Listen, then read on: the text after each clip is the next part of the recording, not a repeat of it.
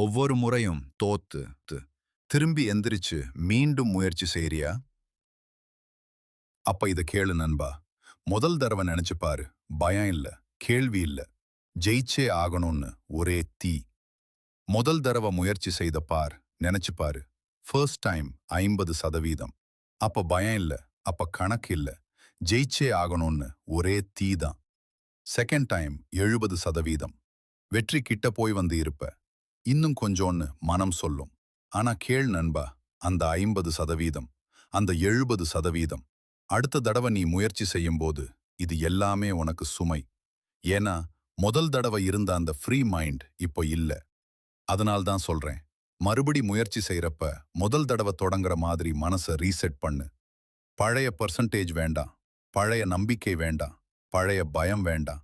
Fresh fire, fresh mind, fresh attack. இப்ப சொல்லு நண்பா, ஆரம்பிக்கலாமா?